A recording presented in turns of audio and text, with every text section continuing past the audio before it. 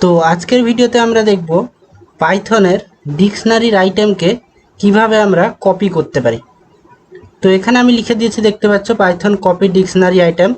তো নিচে আমি প্রথমে একটা ডিকশনারি ক্রিয়েট করে নিচ্ছি। তো এখানে আমি লিখব মাই ডিক্ট, তারপরে এখানে ইজুয়াল টু দিব, তারপরে এখানে কার্লি ব্রেসেস দিব। তো কার্লি ব্রেসেস এভাবে আমি দিয়ে দিয়েছি। তো এরপরে আমি এখানে প্রথমে আমি নেম লিখব, নেম, তারপর এখানে কোলন দিব। তো কোলন দিয়ে এরপরে আমি লিখে দিচ্ছি রাহুল, আর নিচে আমি আরও একটা নেম দিব, সরি নেম নয়, আমি এখানে টাইটেল দিয়ে দিচ্ছি, TITLE টাইটেল।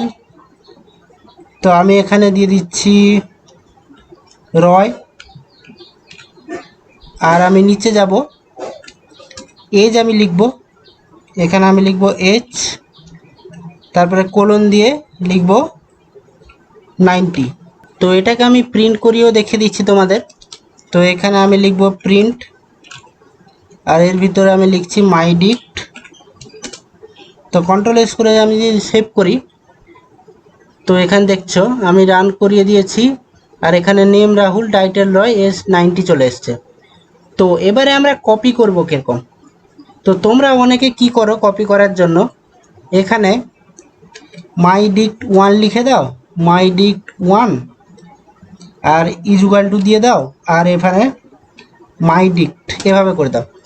তো এটা করলে মাই ডিক্ট 1-এ এটা চলে আসবে না, এটার রেফারেন্স আসবে মাই ডিক্ট 1-এ। মাই ডিক্ট 1-এ আর একটা এখানে কপি হয়ে যাবে না। তো এটাকে করার জন্য আমাদের কপি মেথডকে ইউজ করতে হবে। তো এখানে আমি লিখব মাই ডিক্ট ডট কপি।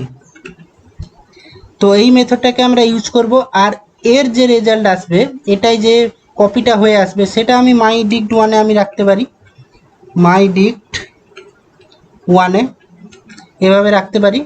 আর এটাকে যদি মাই ডিক্ট 1-কে যদি আমি এখানে এভাবে প্রিন্ট করাই, তো কন্ট্রোল এস করে আমি সেভ করছি।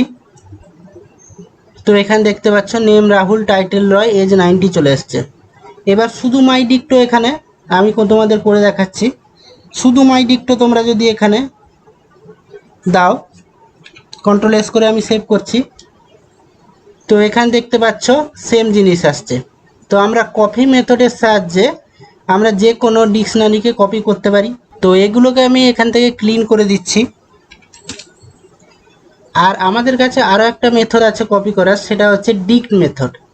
তো মাই ডিক্ট 1 আমি এখানে লিখে দিয়েছি। তো এরপরে আমি যদি এখানে ডিক্ট লিখি, DICT, তো ডিক্ট মেথডের ভিতর আমরা এখানে মাই ডিক্টকে পাস করাতে পারি।